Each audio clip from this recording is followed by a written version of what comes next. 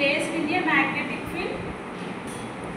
Whenever a current carrying conductor placed in a magnetic field, it experiences a force.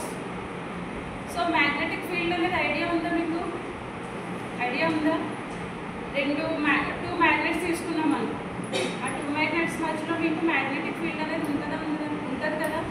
So ఈ magnetic ఫీల్డ్లో ఒక current carrying కండక్టర్ని place చేస్తే, so ఇప్పుడు current carrying conductor అంటే ఏంటి? Conductor అంటే ఏంటి?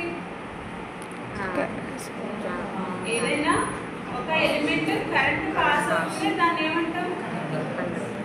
కండక్టర్ అంటాం.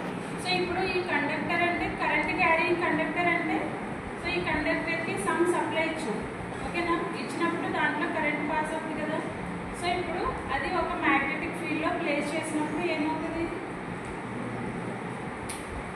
ఈ కరెంట్ క్యారీయింగ్ కండక్టర్ అనేది ఇట్ ఎక్స్పీరియన్సెస్ సమ్ ఫోర్స్, ఓకేనా? సో ఆ ఫోర్స్ తోటి మోటార్ అనేది తిరగడం జరుగుతుంది, ఓకేనా? అంటే ఇప్పుడు ఇన్పుట్ ఏమి ఇస్తున్నాం? సప్లై ఇస్తున్నాం, ఓకేనా? సో దాన్ని బేస్ చేసుకుని మనకు అవుట్పుట్ ఏమొస్తుంది? సమ్ మెకానికల్ అవుట్పుట్ అనేది వస్తుంది. మెకానికల్ అంటే మోటార్ అనేది రొటేట్ అవుతుంది. So construction of EC motor. Construction of DC motor. So construction of DC motor, so మెయిన్గా ఏం కావాలి? డీసీ మోటార్ని కన్స్ట్రక్ట్ చేయాలంటే according to the motor definition, whenever a current carrying conductor placed in a magnetic field, it experiences some force. అంటే మనకు ఒక magnetic field కావాలంటే magnets కావాలి. అలాగే whenever a current carrying conductor placed in a magnetic field అన్నాం కదా, అంటే ఇంకా ఏం కావాలి?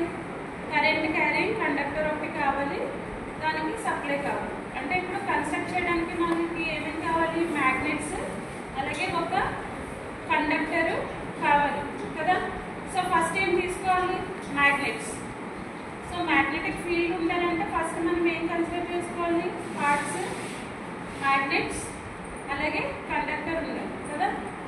సో ఇక్కడ 4 మ్యాగ్నెట్స్ తీసుకున్నాం. సో ఈ 4 మ్యాగ్నెట్స్ అనేది